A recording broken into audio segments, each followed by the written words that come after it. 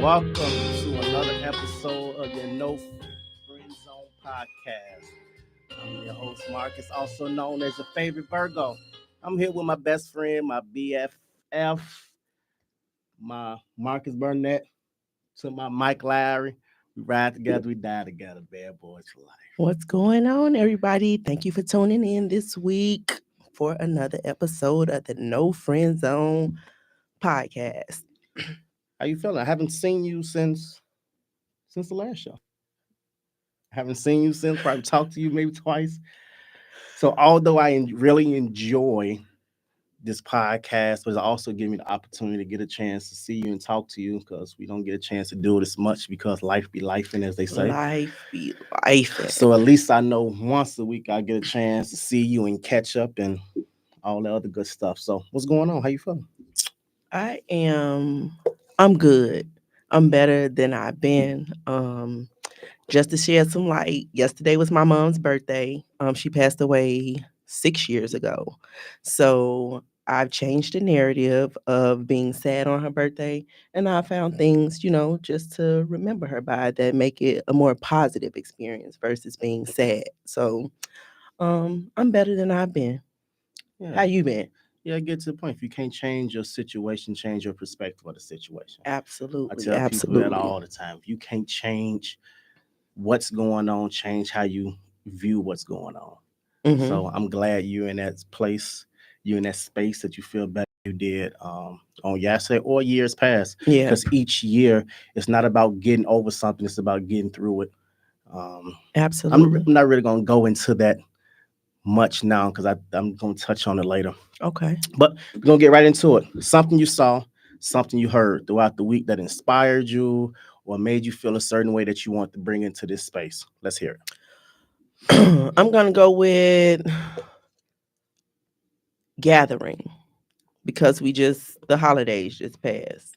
Um Being around everybody and just, playing games and being in that atmosphere of family, it was inspiring because me, I'm a person where you don't mess with me, I ain't gonna mess with you. I don't want to be bothered. Don't you come over here. But um during Thanksgiving and just sitting back and watching, like even with the weekend, because we did some things over the weekend too, partied a little bit with my cousin, helped celebrate her birthday. I realized, it's not often that we get to come together. Our people usually come together and it's a funeral or like Thanksgiving, Christmas or something. So I'm like, you know what? We need to do this more. Like coming together, that inspired me to be more family oriented and probably to try to set up, like more family game nights and that type of stuff. We love cards, but I'm talking about not just cards. We can play some other Cause games. Yeah, cards. That's the no, I feel you. Everybody we come together when it come to the repast or funerals just to lie to each other. Like, oh, cuz this ain't gonna be the last time. We gotta make sure we don't see him again until ain't that's the somebody one. else died. So we definitely have to do better Better, about things yes. like that. As it relates to me, something I saw, something I heard. We've all seen it, and if we haven't seen it, I'm sure we heard about it. The movie Malcolm X by Denzel Washington. It was up for Oscars and everything when it first came out. hmm And to go to show you how you can see things as a younger person, then you can see the same thing once you get older and you see it differently. There's a particular scene. Anybody that watched this movie and know what scene I'm talking about. There's a particular scene where he's walking down the street right before he go to deliver his last speech, and the lady looked at him and said, "Sweetheart, God bless you." And he had this look upon his face that he knew his time was coming. Come. He knew this was going to be it. He knew, he felt it, that this was it for him. And what I took from that is it made me ask myself the question, if I knew this was about to be it, if I knew this was about to be my last thing I was ever do, um, did I do my due diligence? Did I hug the person I was supposed to hug? Did I apologize to the people I was supposed to apologize to? Did I forgive the people I was supposed to forgive? And it made me want to focus and spend more energy on making sure I get things right before I no longer have the opportunity. So just watching that scene made me put things in perspective of try to make sure you don't put everything off until tomorrow because you don't know tomorrow may not Tomorrow. come. Oh, that's a So good one. try your best to because he knew. And at that moment, it didn't matter. how powerful he was, how many people followed him. He knew after this speech, this was it. Yes, he did. I know exactly the Did he scene. I know tell the the exact people scene. he loved them? Did he give his daughter his last hug? Did he do all those things?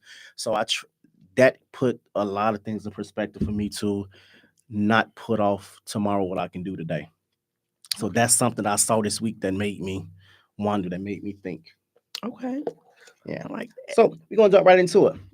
Now, here's the first topic we have for today: loving someone the way they need slash deserved to be loved versus loving them the way you want to Your way. versus loving them your way.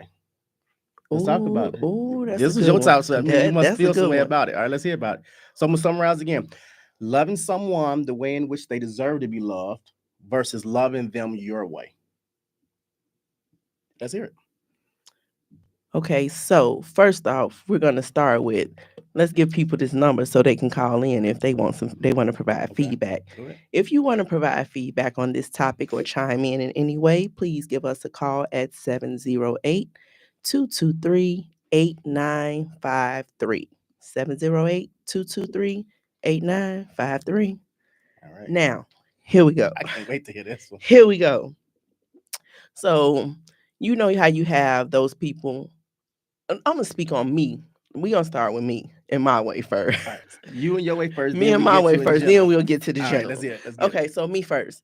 I'm a person who will show people the way that I want to be loved before actually telling you. I'm gonna show you and I'm explaining to you like these are the things that I like, but I'm gonna do it. It's gonna be a mirror effect if that makes sense. Okay. So I'm gonna do it for you just to show you like things that spark my interest or like it. I like gifts. So you want to teach people how to love you. Teach you how to love. Okay. And you like gifts, so that's your love language. No, that's one of them. I think Okay. I'm a person who I think all five of mine. Let's start there. You don't. Okay. Let's start there. I feel sorry for whomever they got to go through all the love language. All right, but go ahead. That's for later. That's for another show. You All can right, get go a ahead. little bit of this and a little bit of that. So and I've even found myself like within past relationships that's been my take. I will show you like we're gonna do the dates. I'm gonna show you dates. We're gonna do gifts. Gonna do words of affirmation. Okay. Pretty much the whole nine. Now, after doing that, you're gonna know that this is what I like because I'm gonna explain it to you. Okay. Same way. So let's say time passed and you grew up in a household with your grandparents Mm-hmm. and you see the way your grandfather showed your grandmother love. So we're in a new generation now. Let's start with that. So what worked then may not work now. And like I said, I stated to you the things that I'm interested in and my love languages and told you this is the way that I need to be loved, but you're stuck on loving me your way. Mm-hmm. Would you think that's a thing whereas this is the only way I know how to love or I'm not comprehending the things that you've shown me? Neither. I I think any sane person will comprehend anything because clearly he did it long enough if you're still together. But this is where I feel the problem. This is where you and I gonna have the drawback. I don't think it's necessarily him or her loving you their way. It's loving you the way in which you allow. And the Mm, reason why I say that, it takes a very, very special person to love you the way in which you deserve versus the way in which you allow me to love you. okay. Because you have a whole lot of men and women that would be in a relationship for almost 30 years without any type of commitment. Not because they don't feel it's just the right thing to do, because hey, everybody's seen marriages before. Mm-hmm. Everybody know, okay, we've been together long enough. We had kids. We getting a apartment together, a house together. We getting all these things together. It's time that I make an honest woman out of this lady, or I want to make this man my husband. But if they allowing them to reap all the benefits of someone with a commitment, what's forcing them to do it?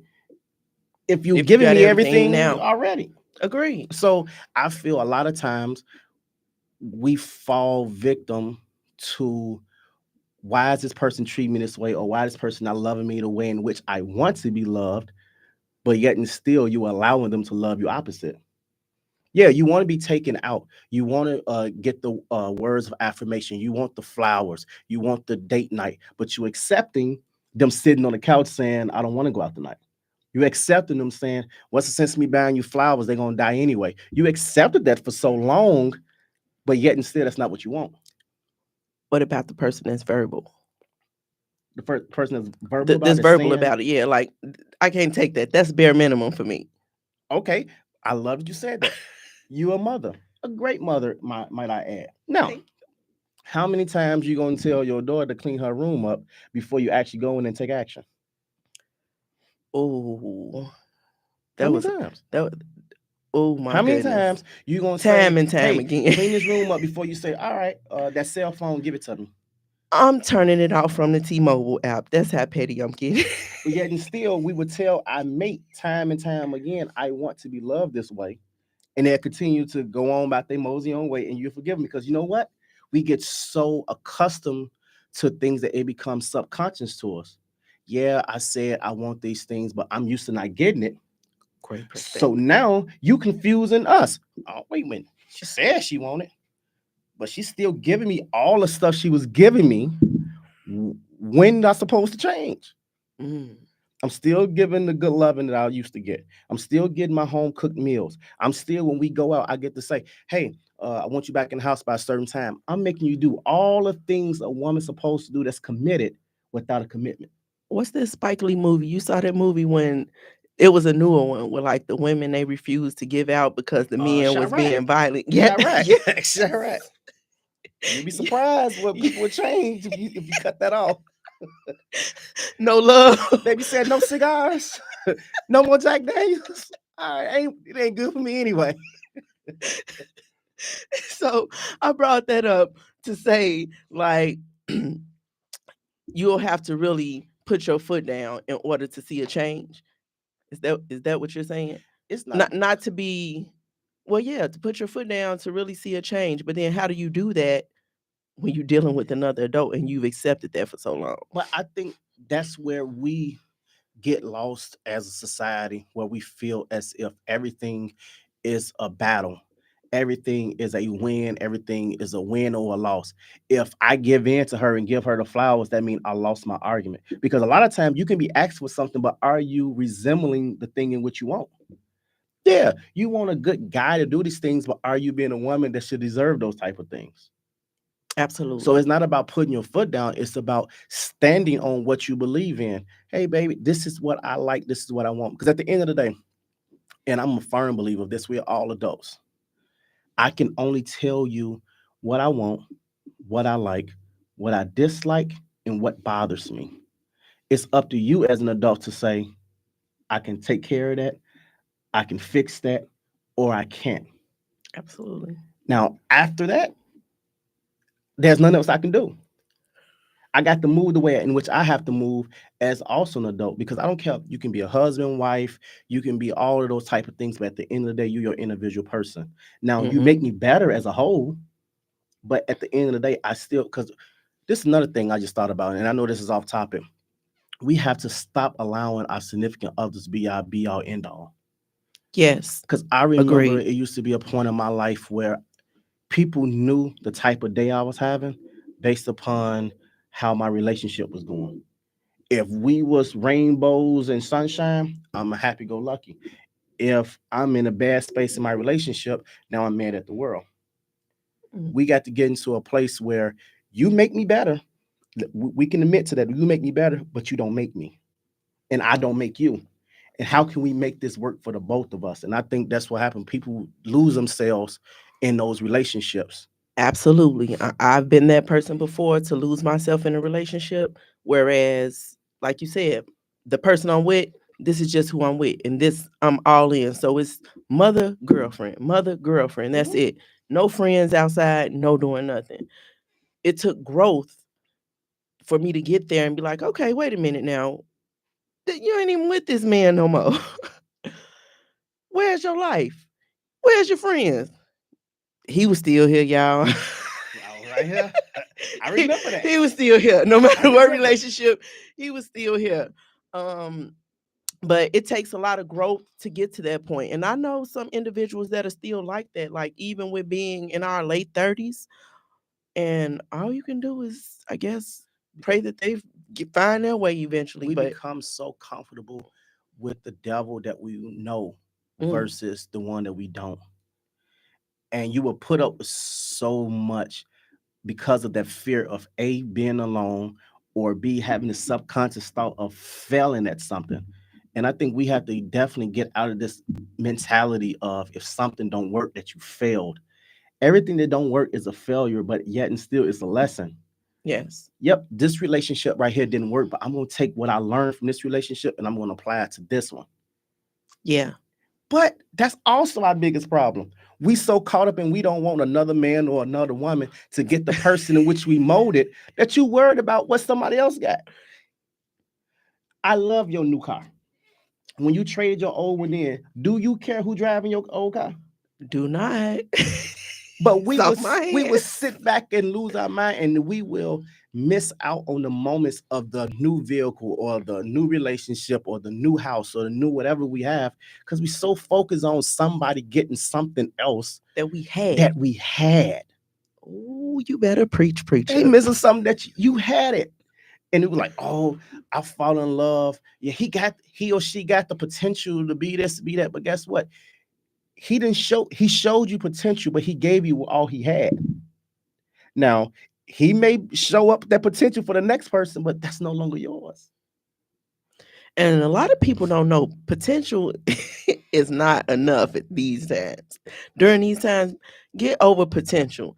It either is or it isn't. Potential is that in between and you wishing and hoping and praying.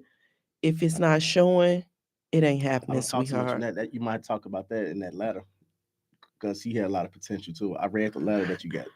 Yeah, I peeked at your letter that somebody sent you. Don't be opening my I mail if peeked it at ain't the letter. addressed to you Yeah, I now. peeked at the letter. We got a lot of time. We're gonna get to. We're gonna be on that one forever. So we're gonna get to the next one. All right. Is there a difference or fine line between protecting our children and depriving them from real life struggles and situations? I honestly believe there's a fine line between it. um, I'm gonna go back into when we were going to school. You think about you walked to school. Mhm. I caught the bus and walked. It was fine. Remember parents, oh, these days ain't like our days. I was just telling my kids I don't this know. Tammy and my dad, they make sure I had a car. I drove to over the school. you ain't drive all 4 of them years. Don't you play with me. I forgot. You know everything about me. Whatever. Keep So going. so to go back when our parents would be like, times are different and everything. And I just had this conversation with my kids. And it's great that you asked that question because that's something that I've sat with myself and thought about. With us being allowed out in the world during those times that we were going back and forth to school, it allowed us to probably deal with some of life situations. Although some were the ones that our parents didn't know about, and some could have been. Whereas now we're so caught up in keeping our children safe that we don't allow them to experience like the simple things. Like I used to be scared to go to school, walking down Homan during Halloween, the Halloween season. That's only because you scared of Martian commandos. You know they crazy. Baby, I ain't worried about no commando. I'm a warrior. Westinghouse warriors, green and gold. But no, I would walk down Homan sometimes when the bus was taking too long to come. And I'd be scared as I don't know what, worried about these people with these eggs. Mhm. Oh my God, I'm praying, Lord, please don't let me get hit with no egg before I go to school. I remember that. Our kids, they have the privilege of us taking them back and forth to school in our cars because we don't want them to experience this type of thing. We don't want them to experience that humiliation once they get hit with an egg and they got to show up But to the now it's not even school. about the eggs. It's about the bullets The now. book. So it's Oh, not even necessarily about the eggs. It's about the bullets. so You know. So that's why we coming up to this answer that it's a fine line between it because we want to keep them safe. Like you said, it's a lot of gun violence now. So we want to keep them safe from the rap the gun violence, but still it's like small things that they could learn in between those trips that will help them in life. but do you Outside think of we're things that we hindering don't them? Do teach you them. think we're hindering them because just as well, like prime example, we can use the whole you was stand at the bus stop, you was afraid standing on home and because you didn't want to get hit by an egg, but yet and still that taught you to environment awareness. You was watching over your shoulder. You was watching to Absolutely. see who was coming. So you aware of your surroundings, everything that's going on. So that's something that translates into your life now. Yes. So although it was a fear then, it was a lesson that helped you get to where you are now. So do you think that we are negatively impacting our children by depriving them from that? I do. But that's a tough one. I want to say yes and no, because although we are hindering them, those are still things that we can teach within the home. So that's Okay. why it's hard to say yes and no at the same time, because if I say yeah, we are hindering them, then it's going to be okay, then what's the solution to it? We can still teach it, like, are you paying attention to your surroundings? And okay, let's just give scenarios. So Right. if this happened, um would you look over your shoulder, or do you pull out your mace, or what Right. happens in this type of scenario? So I mean, we're hindering them, yes, but we can still teach things to help them become more aware. I think I do think it's a fine line, but I think we are the ones that blur those lines Okay. by overcorrecting stuff. And the reason why I say it's so many things that we may have went through as kids or growing up that we subconsciously tell ourselves in our mind, my kids definitely ain't going through that. I'm not gonna allow my kids to go through that. But yet and still we depriving them something, not even necessarily along the lines of the safety aspect of being able to be aware of your surroundings, but something as simple as I can even use my household as an example. My kids come in my room all the time. And I sit and I think about it. I was never allowed to go in my parents' room. And it's like, I really sometimes get upset. Like, why are they in my room? Although they're not doing anything, hey, daddy, they doing all that. Why are you in the sanctuary? But in my mind, I couldn't go in my parents' room like this. And that's what made me think or ask that question, because part of me of saying those something that was instilled in me that taught me the idea of there's boundaries. You can't go everywhere. You can't do anything. And I translate that into life. But then it also, like you use the example, it's like, man, I'm glad my kids feel safe enough to come in here and talk to me. I'm glad they want to be under Absolutely. me. So it's very hard. But I think we are the ones that blur the lines, because one, it's like part of us want to shelter them, but the other part of us, we exposing them to everything. You know what? And I think that goes back. I want to say we mentioned this last week. Um, it's like things that we didn't get to experience as kids. So we try not to keep those things away from our kids. Like, we try to get them the things that we didn't have. So like you said, they come in there and that's their safe space too. And they want to come in there and they want to vent to you, or they want daddy this or daddy that. You didn't have that. So you weren't allowed in their room. So you're like, okay, like you said, okay, I'm glad they feel comfortable enough to come in here. I was allowed in my mama room. I'm gonna come lay across the bed. I'm gonna crack jokes. She on the phone. I'm in the conversation too. And even to go on a along the same realm of that idea of, are we sheltering our kids from life experiences? We try so hard to protect them. Like, for example, like I said, I'm always going to use my parents because we all biased in a sense. I think I had the greatest parents in the whole wide world. We all biased, but yet and still as amazing and as great of a man and father that I thought my dad was, there's so many things that I feel as if I didn't learn because he thought he was protecting me. I didn't know what it was like to have or to visually see what conflict looked like between a man and a woman, because it was that whole sheltering idea of, I'm not going to let my kids see me argue. I'm not going to let my kids see us argue over a bill or whatever it is. I'm sure it happened, but I never saw it. So fast forward, me becoming a grown man myself, the only examples I had of an argument was doing Family Matters, and that was solved in 30 minutes. What was What'd his you say, name? Carl? Carl walked through the door. Him and his wife get into it. The episode going for 20 minutes, 2 commercials, and it's solved. And they kissing at the table as it go off. And eating dinner. So guess what? If my life wasn't working like that, I was running. I ran from every relationship because I didn't had no idea how to solve conflict between a man and a woman. And that was because my dad, he did the best he could. He thought he was protecting me or protecting my sister and I from seeing arguments, which is a great thing because someone on the flip side would say, "Shh, I seen my daddy go beside my mama head every night." Okay, or the So mama that went upside down. exactly. So in I'm sure in his mind, because I do the same. So I'm sure in his mind it was, I'm going to protect. We're not going to talk about this in front of the kids. We're not going to do this in front of the kids. We're going to shelter them. We're going to shield them from this. But in actuality, it actually hindered in the sense of, I don't even know how to deal with conflict as it relates to a relationship. Well, of course, it's different now because I get older and you start to see things and you learn things. But at first, growing up, I didn't know how to deal with conflict. Oh, we arguing. Oh, that must mean we done. I ain't know how to deal with it. So we don't do no art. I ain't know how to deal with it. It's over. Arguing. Oh no, we done. Arguing, baby. I'm not gonna raise my voice at you. It's over. All right, we gonna go to the next one. Unless you got some more you want to expound on about that. I do not. Okay, we're gonna go to the next one. All right. Now, uh, we can take a little turn a little bit. If you could talk to your 18-year-old self, what advice would you give her? My 18-year-old self. I would have told me the same things that my mother told me. The same advice my mom gave me is crazy. When you 18, you think you know everything. And I was actually 17 when I graduated. So who?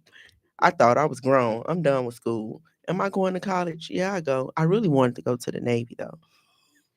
That was my thing. I didn't plan on going to college, wanted to go to the Navy. My plan was to actually go to the Navy and, then I would start to have a family and everything, get married and all of that. So 18-year-old me, I would have told her to just continue to live and grow, travel. It's so much of the world to see.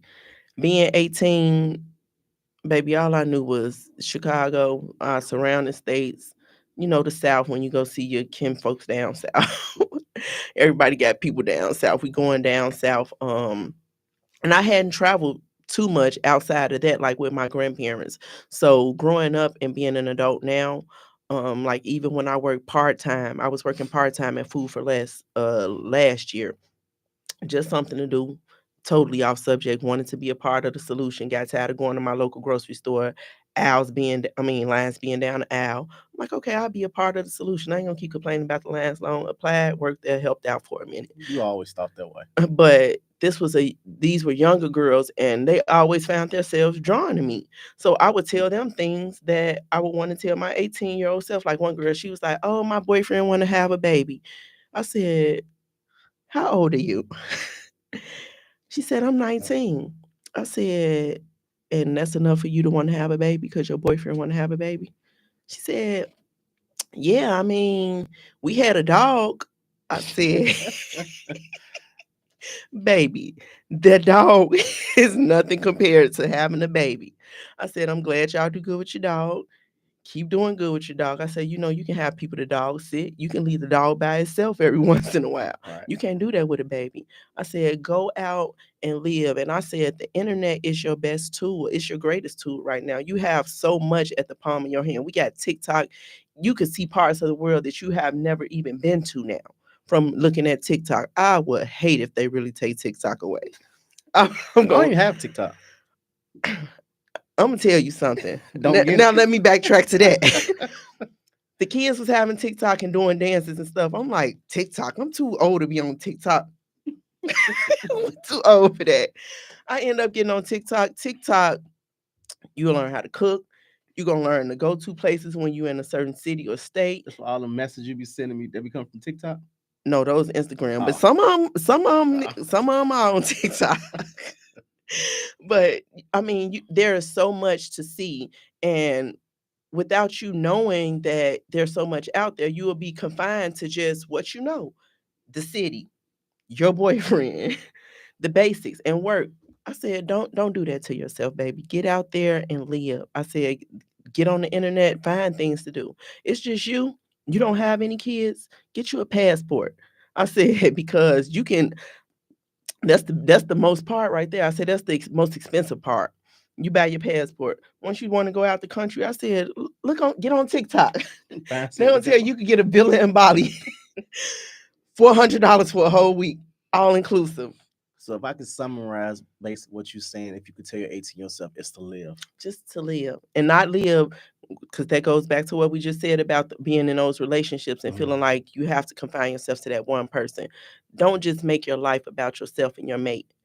Make sure you have your own identity, explore the things that you like, get to know you, because we don't know ourselves at 18. That is very true. At 18, I can say I was very rebellious, but I can look back now and see that I had some ways of being a people pleaser as well.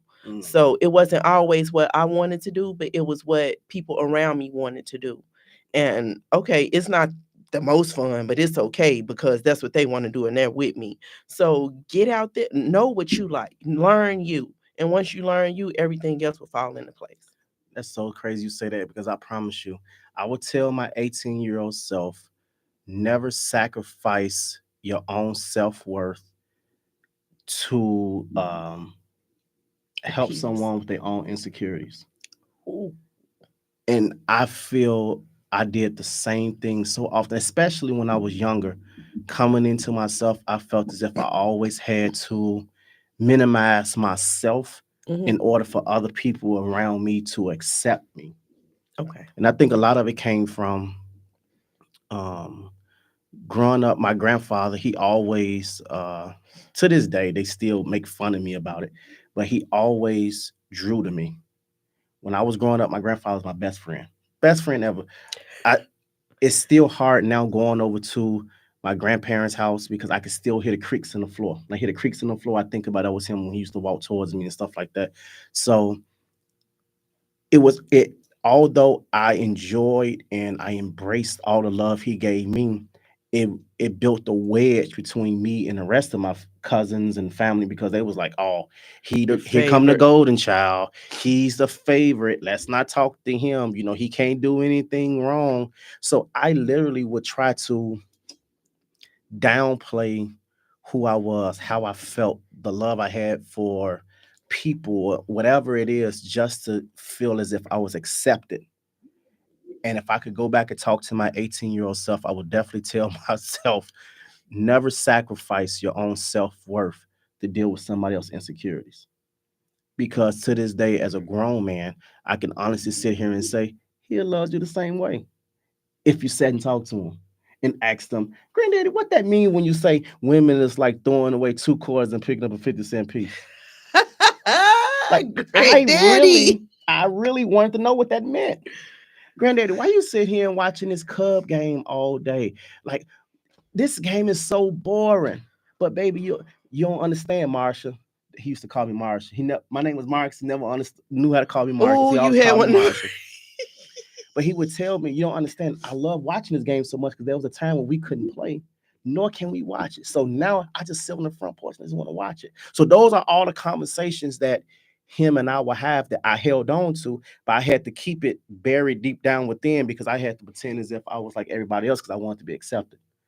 So, and now that I think about it, that kind of transferred into my adult life where I always felt as if, even in class, if I knew the answer, don't raise your hand. Let somebody else get the answer. And you could just, don't be the class clown, just be in the middle. Tell it to me. Yeah. Yeah, that was it. Give me the answer. I'm gonna tell Give it to me. I'm a Mr. Stricker, I got it. That's a good one. Now, we definitely about to take a shift. Now, I purposely uh, didn't write this down on the stuff to send you because I was going back and forth if I even wanted to talk about this or not. But you seem to be in good spirits. I like right surprises, but I don't like these kind of So- surprises. So what you got? If you could have, because it just made me think about it, and I'll talk about my grandfather. If you was able to have one 10-minute conversation with your mother, what would you want to talk about? Oh my goodness, Mark. What would you want to talk about? So this now I gotta put y'all in my business a little bit. He asked if I was to able to have one 10-minute conversation with my mother, what will we talk about? Now, this is crazy because this has been my homework from my therapist Really? for a year. I ain't know that. For a year, this has been my homework from my therapist. She actually wanted me to my assignment from her was to write a letter to my mother and my grandmother. Mm-hmm. So I think my conversation to my mom would be, I would love to pick up where we left off.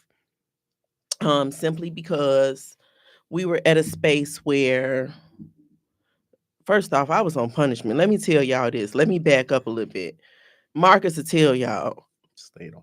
I stayed on punishment.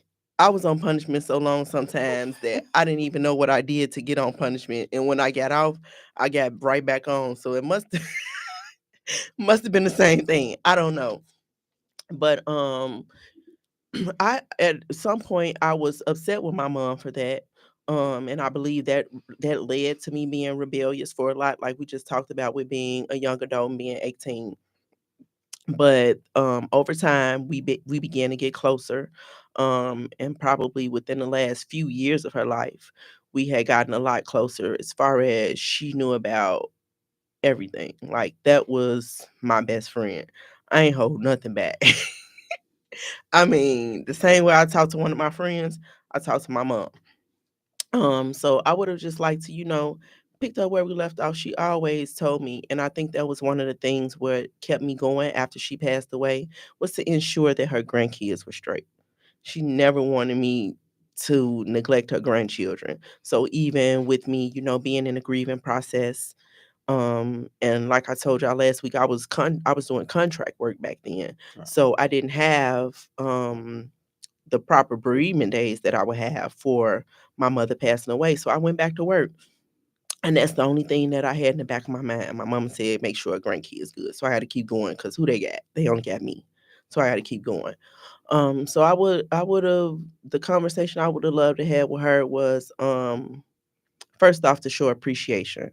I did a lot of that with her being like her last days with her being sick while she was still conscious. I reassured her that I was grateful for the journey that we had walked together, for her giving me life, for her dealing with me through those teenage years and the times that I didn't listen. Um, I also I was more grateful than anything because it could have went any other way, but she decided in her being sick because she had multiple sclerosis. Right. So with her being sick, she did the best that she could to be a mother to myself and to my sister. So I would have just liked to picked up where we left off because I was just telling my youngest daughter, was that yesterday or day before yesterday? I'm like, time is really flying. I'm like, my oldest daughter would be 17 years old. She was 10 when my mother passed away. Mm-hmm. I'm like, this is about to be 7 years. And their birthday is a week apart. My mom's birthday the 1st. My daughter's birthday is December 8th. So she was a fool about this Sagittarius stuff.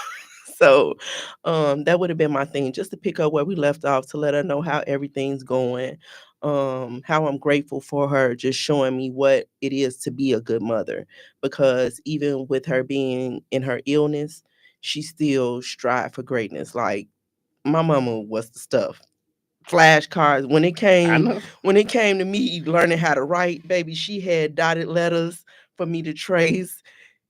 She would use a magnifying glass because there was times when she would lose sight in one eye, it'll leave and it'll come back. I remember So that. she would like make dotted lines for me to have to trace. She would have flashcards. When it came to reading, one thing they can't mess with me with is literature. I know. Reading, writing, spelling, I got it. But that's because of things that she's taught me. So I think I would continue to tell her how grateful I am, because I never realized the things that it took to be a mother until I began to actually raise teenagers. Teenagers, You're looking in the mirror. You're looking at oh you. my God, teenagers Mm-hmm. will show you. I apologize for the stuff I did Mm-hmm. because they said, what you do to your parents, you get back. Teenagers will show you. that parenting is not easy, but I'm still grateful because even with my girls being teenagers, there I've seen some girls that are just outrageous. So I'm still grateful. My daughters are very respectful. Yeah. They're respectful young ladies. They get up and they go to church on their own without me having to wake them up. And they respect me. I'm still mommy. I'm not mama. I'm mommy, and I love to be called mommy. I don't know what it is about mommy. It's like they're still babies in a way. You sound So like my mama. She was like, "You don't have to call me grandma. It's something about grandma." so yes, I would still be grateful to her and just, catch up on things, everything that's been going on around me. And let her know about my growth, because my mother introduced me. That was my first introduction to therapy. 9 years old, my mama tried to introduce me to therapy, and I'm like, that ain't for me, ma. Something wrong with her. She crazy. So I would just let her know, like, I have grown, and a lot of it is because of you, because of the person that you have been to me, and even with her absence, it forced me to grow a lot as well. And either like, there are no words to explain this, but I can say with losing her, I've gained so much within myself. So I think that's what I would say to her. Well, one thing for certain and two for sure, I don't want you to waste a second of that 10 minutes telling your mom about your growth, about your success, or any of those things, Mhm. because she already know. She definitely have a hand. She's definitely still covering you. She's definitely still with you. So use that 10 minutes for something else, because Mm. she haven't left you. And I battled back and forth if I should. That's one, like I said, as you saw, I sent to you what we was going to talk about. Mhm. But when I was sitting here, I was compelled to ask you that question, because everything in which you just said, someone that's probably listening or is going to listen tomorrow or whenever they listen to it, have a mother still walking amongst the living, and they still holding on to the same thing you held on when you was a teenager. Mhm. And so much time was wasted when it don't even matter no more. And you know what's crazy? I'm glad you said that. Not to cut you off, No, go. This is but you. I'm, I I'm want you going to to tell talk. you something. When I first began that grieving process, do you know that's something I battle with? Mhm. Like, for the longest, I'm like, what about those times when you were angry? Do you know how much time you wasted being mad? That could have been time spent with her. But now it's just like, okay, you have no time. The clock is ran out. What do you do now? So I'm glad that you did say that, because there are people who don't realize, like, it's really a blessing to still have your mother, and they're not always, pleasing to deal with. Some of them may nag too much, but consider yourself grateful to not understand what it is to lose a mother, because, like, grief is strange.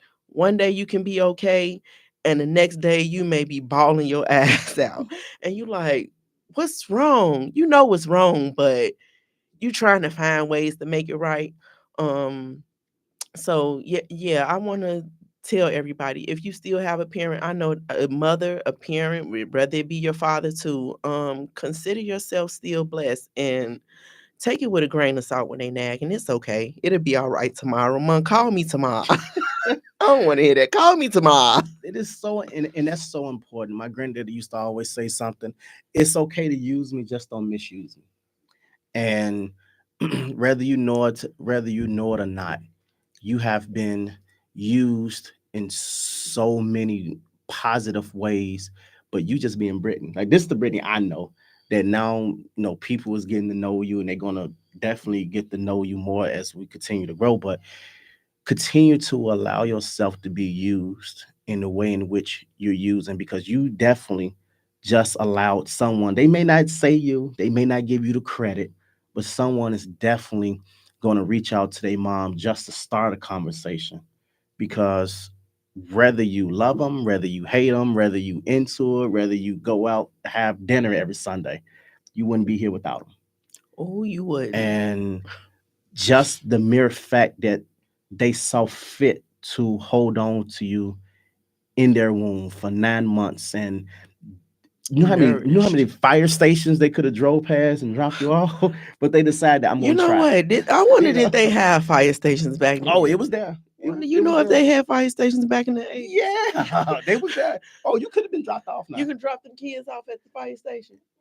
Oh, Uh, you could have been dropped this, off. You could have been dropped this off. your safe space. Bring them on here. We have a Zoom. You know Yeah. what? You know what? I think a Lifetime movie led me to believe that you could always drop your kid off at a hospital. I'm telling you. But you know what? The way this, like, is always move with the energy or whatever, we can probably, because we getting close to the end of time, we gonna save that letter for next week, because I love the way the energy is moving now as it relates to just being positive and speaking into people. And this is normally the portion where we do the whole snaps, not claps, as well as me talking about someone who inspired me. The person today that I'm going to highlight as an inspiration is none other than my best friend, Brittany. Um, and I'm not doing this now because of everything you were saying. I already had in my mind that I was going to highlight you today Don't make me cry. because it's a blessing and a curse. And I've been called this many of times as an empath. I have this ability to feel other people's energy, to care about other people, and I'm very sensitive to how people and energy and how they feelings are around me. That I did everything in my power to cancel today's show. I did not want to come today for nothing.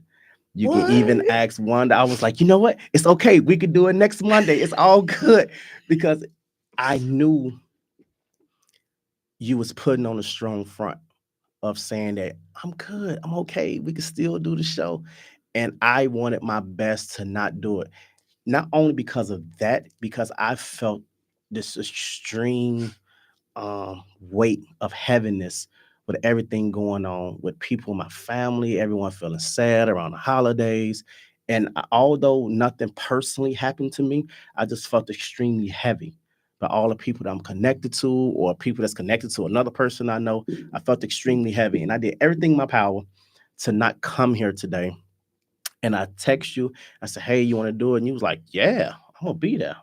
I want to talk about grief. I want to do this. I want to do that. And I instantly thought about how we take people for granted, how we get so accustomed to the people that we close to that we forget to acknowledge their worth. We forget to acknowledge just how amazing they are.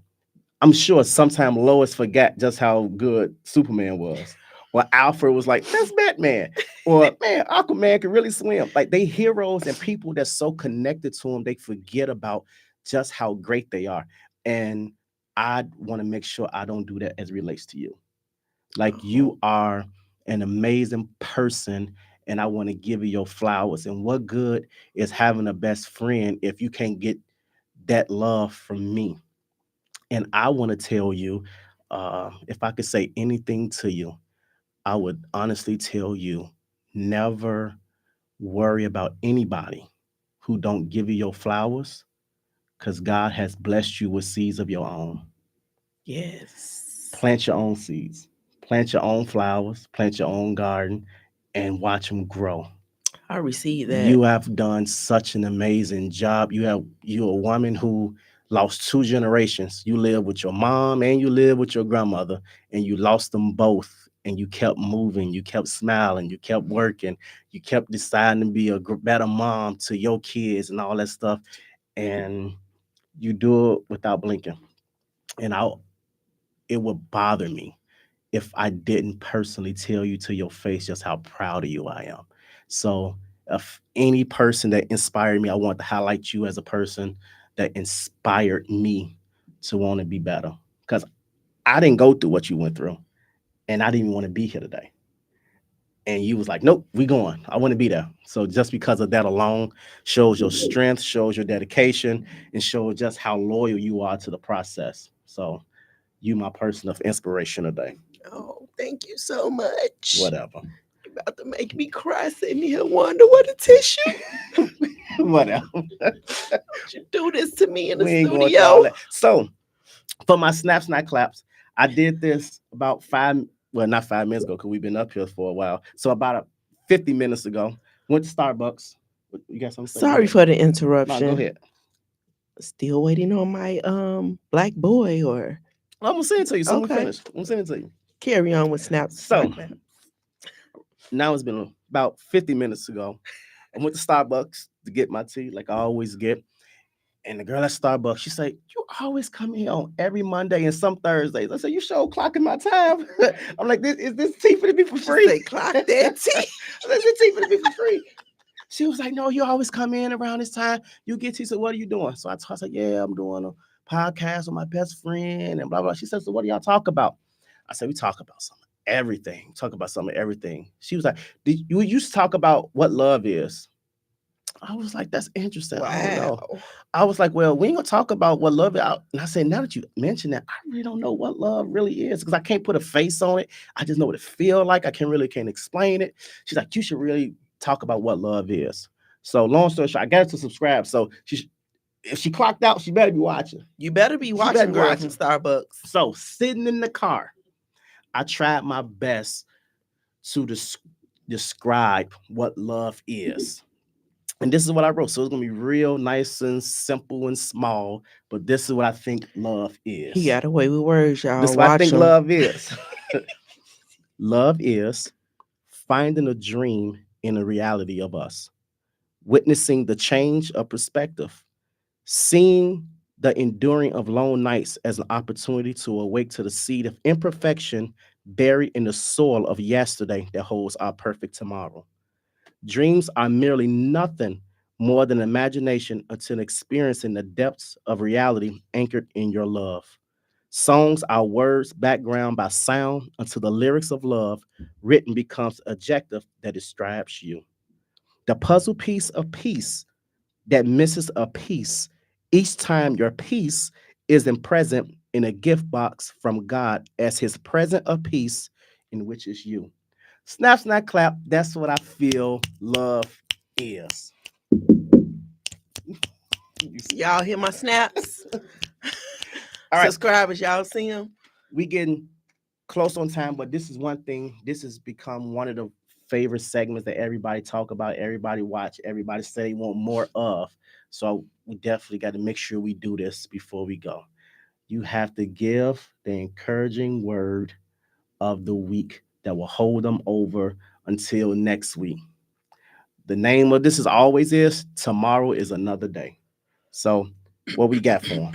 Give me your encouraging word that we get them through. This one gonna be interesting because I got this from nobody other than Mr. P. Diddy himself. Uh-oh. And he said, I ain't done nothing if God not impressed. I like that. Do with that as you may. But I'll tell you what I I think. actually received that. You received it? I received it in a way because I feel it's in which we focus and go so long and go so hard on trying to please the wrong people. People pleasing. We just Yeah. talked about that. Yeah. Yes. So yes, I haven't done And it anything. take a lot to please God. This man created Jesus. He created Jesus. How can you impress a man that created somebody that can walk on water? Baby, it's all in his will. I like that one. So yes, that's mine. I ain't done nothing if God not impressed. I said, you know what? Out of all these allegations, Mr. Diddy, I like that. You know what? That one stuck with me. I I don't care what they said about you. That line right there, that's gonna go with me. and that's the wherever I part go. that I really want people to understand and realize that we got to get out of the messenger and pull the message. All right Because now. when you and we pick and choose when we want to feel a certain way about certain people, because the same mailman that bring you that check in the mail, you happy, but the same mailman that bring you the bill, now you mad because he brought it. It's not the messenger, it's the message. So, and you take that how you live, because I'm gonna tell you the God honest truth. There are so many songs that R. Kelly have written that get me through. And you can say what you want to say. No, I'm not even gonna go into that. I could do a whole show on that. But Tune in next week. my message for the week is you're entering a new season. And no, I'm not talking about winter, spring, summer, and fall. Hallelujah. I receive that. You're entering a new season, and it's a season of accountability. You're running out of fingers. You got to stop pointing at everybody else. You're in a season of accountability to the place where you now have to be the person in which you require other people to be to you. You want a best friend? Are you friendly? You a pastor, you want members, are you being a great pastor? You a member of a church and you want a better pastor. Are you saying amen when they preaching at their heart out? When you know they saying something that touches you, are you saying amen? Are you living Are you Christ-like? living Christ like? Are you hugging the people the way you want to be hugged? You want a great wife? Are you being a great husband? You want a great husband? Are you We have to start being accountable Okay. Ooh, to be the person whom in which we want other people to be to us. You want a better boss? Are you a great employee? Like, we have to stop pointing fingers at everybody and start realizing that a lot of stuff that's happening to me, for me, about me, starts around with me me. actually starts with me. So this is a season of accountability. Take accountability for whatever it is that's going on. It's time to stop blaming mama, because you Daddy feel as too. if, yeah, I'm going down the line. We blame mama, we blame daddy, we blame family members for certain things that did or didn't happen in our life. But you 40 and 50 years old. It's time to say that, what am I doing? It's time to take the onus off mama, time to take the onus off daddy, and take accountability for whatever it is that you want in life. So you're now entering a season of accountability. Take accountability, and I guarantee you everything will go all right. We're going to be here next week at 8 o'clock at the No Friend Zone podcast. You guys have a blessed week. Good night. Good night.